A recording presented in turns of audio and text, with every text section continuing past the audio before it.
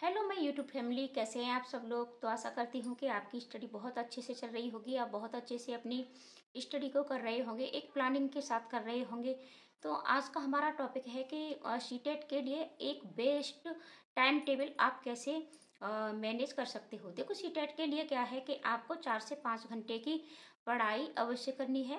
लेकिन 4-5 घंटे अब आप कैसे निकालें और किस तरीके से स्टडी करें, और हमारा मतलब जो हमारा दैनिक रूटीन होता है हमारे घर के कार्यों के साथ साथ, या फिर जो भी जॉब करते हैं, तो जॉब के साथ साथ हमें 4 से 5 घंटे डेली यानी सीटेट की स्टडी के लिए भी मिल जाए, और कोई भी हमारे जो भी दैनिक कार्य है उसमें भी बिल्कुल भी रुकावट ना हो। तो इस पर चर्चा करेंगे।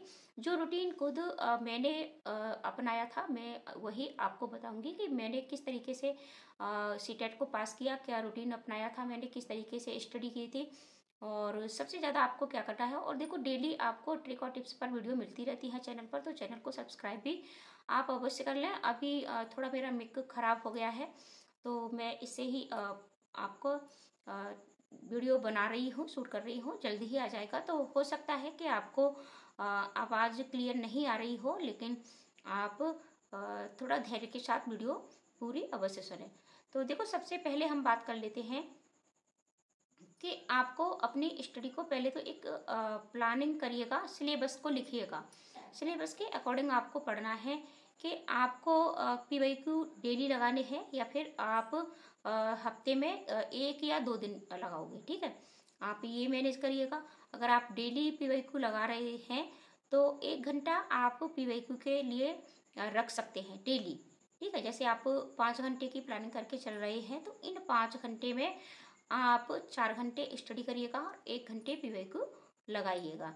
और इसमें आपके पांचों सब्जेक्ट होने चाहिए। और इसके साथ ही साथ अब बात कर लेते हैं कि अगर आप हफ्ते में 1 या 2 दिन PYQ की प्रैक्टिस के लिए रखते हो, तो उस दिन फिर आपको 4 घंटे सिर्फ PYQ की प्रैक्टिस करनी है। जैसे कि 1 घंटे आपने अभी PYQ की प्रैक्टिस कर लिया है, ठीक है, फिर आपको फिर से एक और PYQ लगाना है, फिर दूसरा PYQ लगाना है। इस तरीके से आप 2 दिन PYQ लगा सकते हो, ये आपके ऊपर डिपेंड है। मैं तो सिर्फ यही करती थी कि पहले मैं, ठीक है, 5 दिन पढ़ाई करती थी, और बाकी के 2 दिन जैसे कि मैंने लिया अपना मंडे, ट्यूसडे, वेडनेसडे, थर्सडे और फ्राइडे। 5 दिन मैंने स्टडी की, और 5 दिन स्टडी करने के बाद फिर देखो शुरुआत में, ठीक है, बाद का जो भी हमारा मन से होता है वो तो सिर्फ हमारी प्रैक्टिस का ही होता है। ये शुरुआत की बात हो रही है। तो फ्राइडे तक यानी 5 दिन हमने स्टडी की है, और डेली 4 से 5 घंटे, यानी 4 घंटे तो करनी ही करनी है, 5 घंटे, और जितना आपको ज़्यादा टाइम मिलता है उतना आप कर सकते हो। टाइम कैसे निकालना है ये भी मैं बताऊंगी। फिर 2 दिन मैं क्या करती थी, 2 दिन मैं सिर्फ और सिर्फ प्रैक्टिस सेट ही लगाती थी। जैसे कि एक दिन में मैं कम से कम 3 प्रैक्टिस सेट लगाती थी, तो 2 दिन में 6 प्रैक्टिस सेट लग जाते थे। ठीक है, तो और PYQ की प्रैक्टिस यानी एक ही प्रैक्टिस सेट को कम से कम 3 बार आपको अवश्य लगाना है। जैसे कि अभी लगा लिया आपने 6 प्रैक्टिस सेट, तो उन्हीं प्रैक्टिस सेट को आपको दोबारा अवश्य लगाना है। और प्रैक्टिस सेट किस तरीके से लगाने हैं ये बात की बात है, आज टाइम की बात करते हैं। तो सबसे पहले हम बात करते हैं कि हमें कब पढ़ना है। तो देखो, आप जैसे ही मॉर्निंग में सुबह जगते हैं, तो आप अपने काम के लिए, ठीक है, अपने कार्य के लिए आप 6 बजे से रखिएगा। 6 बजे से पहले आपको अपना घर का कोई भी कार्य नहीं करना है। उससे पहले का टाइम आप अपनी स्टडी के लिए रखिएगा। आप 4 बजे खड़े हो जाइएगा। 4 बजे से आप 10-15 मिनट आप अपने लिए रख सकते हो, जैसे कि पानी पीना, मुंह धोना, ठीक है, थोड़ा सा टहलना। इससे क्या होता है, इससे हमारी नींद खराब हो जाती है। हो सकता है तो आप 1 कप चाय भी पी सकते हैं, या फिर आप जो भी लेते हो सुबह, तो आप वो कर सकते हो। और इसके बाद आप 1.5 से 2 घंटे, ठीक है, 1.5 से 2 घंटे सुबह आराम से पढ़ सकते हो। और इस टाइम अगर आप रिवीजन के लिए रखते हो तो बहुत ज़्यादा अच्छा होता है। यानी दिन में आपने धीमे धीमे धीमे धीमे जो भी पढ़ लिया है, तो इस टाइम आप उसका फुल रिवीजन भी कर सकते हो। लेकिन आप अगर स्टडी भी करना चाहते हैं तो स्टडी भी आप कर सकते हैं। अब बात कर लेते हैं कि आपको, ठीक है, आप मान के चलिएगा कि आपका 1.5 ही घंटा हो गया। ठीक है, मैं 2 घंटे नहीं मान रही हूँ, आधा घंटा आपका खराब भी हो सकता है। तो 1.5 घंटा आप यहाँ देखो, अब जगने की बात होती है। एक दो दिन आपको परेशानी होगी, लेकिन जब आप रूटीन बना लेते हो, डेली डेली इसी एक ही टाइम पर जागने लग जाते हो, ठीक है। पहले आप अलार्म फिल करिएगा, अलार्म भर के सोइएगा या फिर कुछ भी, ठीक है। अगर आप लगातार एक हफ्ते तक 4 बजे जागते हो, तो फिर आपकी नींद है वो अपने आप 4 बजे खुल जाएगी और आपको कोई भी परेशानी नहीं होगी।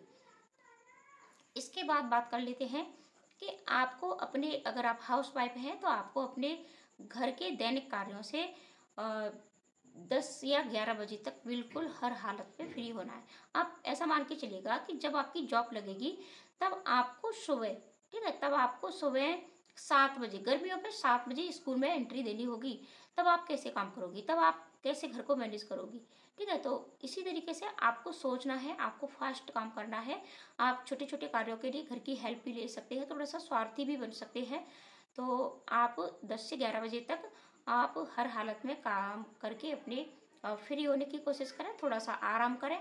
और आप 12 से 2, ठीक है, 12 से 2 बजे तक आप पढ़ सकते हो। 2 घंटा आप इस टाइम पढ़ सकते हो। अगर आप नहीं भी फ्री हो पाते हो, अगर आप 12 बजे तक फ्री हो पाते हो, तो फिर आप 1 घंटा अपने आप को दीजिएगा, रेस्ट कीजिएगा कुछ, ठीक है, जो भी आपको करना है तो आप वो करिएगा। और आप 1 बजे से और 3 बजे तक, ठीक है, 2 घंटे का आप यहाँ पढ़ सकते हो। 1.5 घंटा वहाँ पढ़ लिया आपने और 2 घंटे आपने यहाँ पढ़ लिया। 2 घंटे दिन में आपको अवश्य देने ही देने हैं। आप अपना टाइम टेबल बनाइएगा और लिख लीजिएगा। आप अपना टाइम टेबल चेक करिएगा कि हमारा टाइम टेबल अब स्टडी का हो गया है।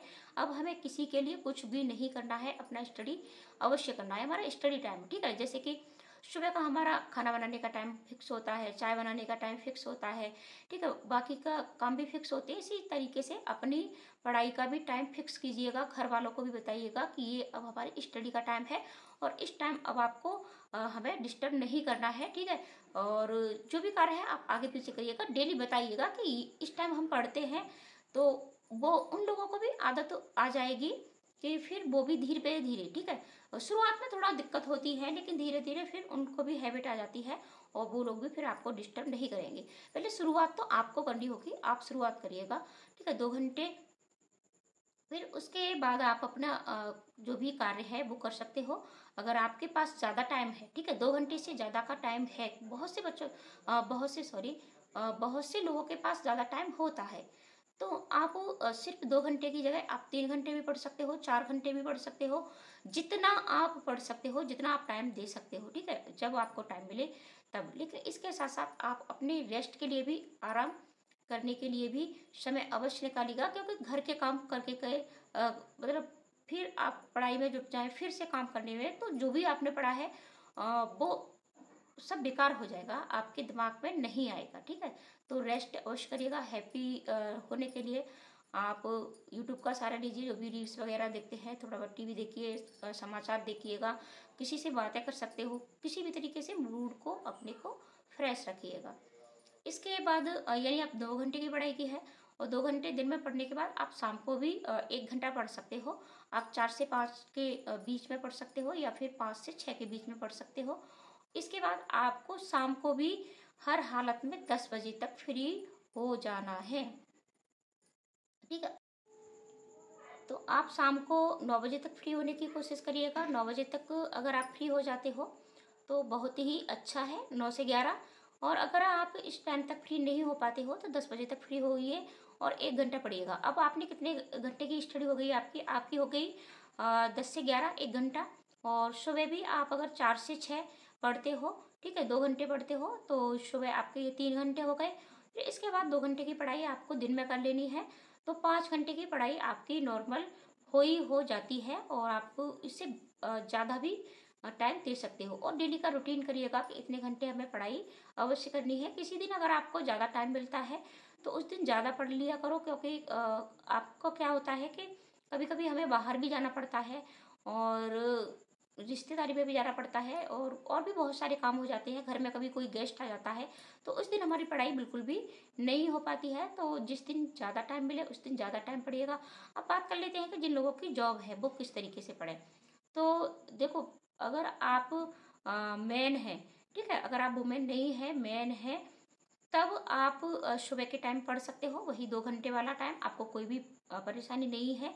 फिर इसके बाद आप जब भी दिन में आते हो, ठीक है, जब भी आप दिन में आते हो तो दिन में अगर आपको टाइम मिलता है, अगर आपकी शाम 4 बजे तक या 5 बजे तक आते हो तब तो आप नहीं कर पाओगे।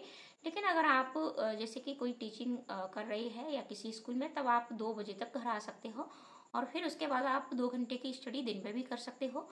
और वरना आप शाम को 8 बजे से और एक साथ, ठीक है, आप 8 से 11 पढ़ने की कोशिश करिएगा। तो इस तरीके से आप अपना टाइम मैनेज करिएगा। और देखो, पढ़ना तो आपको पड़ेगा। शीटेट जब तक आपका क्लियर नहीं होगा तब तक आप टीचर नहीं बन सकते हैं, आप किसी भी एग्जाम में शामिल नहीं हो सकते हैं। और मौके ज़िंदगी बार बार नहीं देती है, तो इन मौक़ों को अपने हाथ से मत जाने दीजिएगा। अभी देखो, KVS 2025 का आपकी एडवाइजरी जारी हो गई है और अप्रैल में नोटिफिकेशन भी देखने को मिल जाएगा और 2 से ढाई महीने में यानी जुलाई अगस्त तक इसका आपको एग्जाम भी देखने को मिल जाएगा। अब जिसका भी सीटेट क्लियर नहीं है तो आप देखिएगा कि उन लोगों को कितना दुख होता है, तो आप सीटेट क्लियर करिएगा। और बहुत सारी भर्तियाँ आगे आपका इंतजार कर रही हैं, तो उन भर्तियों में बैठने के लिए और सीटेट किस तरीके से क्लियर करना है, इस पर वीडियो आपको मिलती रहती है, तो उन वीडियो को भी आप अवश्य देखिएगा। और हर हाल में अपना सीटेट पर पूरा फुल फोकस बनाइएगा, सरकारी टीचर बनिएगा, क्योंकि सरकारी टीचर बनने से आपकी ज़िंदगी बेहतर होती है, आपके माता पिता की ज़िंदगी बेहतर होती है और आपके बच्चों की ज़िंदगी बेहतर होती है। और समाज में जो सम्मान और जो प्यार सरकारी टीचर को मिलता है वो प्राइवेट टीचर को नहीं मिलता है। चाहे आप कितना भी अच्छा पैसा कमाते हो, कोचिंग चलाते हो, कुछ भी करते हो, लेकिन आप खुद देख लीजिएगा कि सरकारी टीचर का जो सम्मान है वो आपको प्राइवेट टीचर का नहीं होता है। तो आप टाइम मैनेज करिएगा और अच्छे से प्लानिंग के साथ अपनी स्टडी करिएगा। मिलते हैं ऐसे ही अगली वीडियो में। आज के लिए इतना ही, धन्यवाद।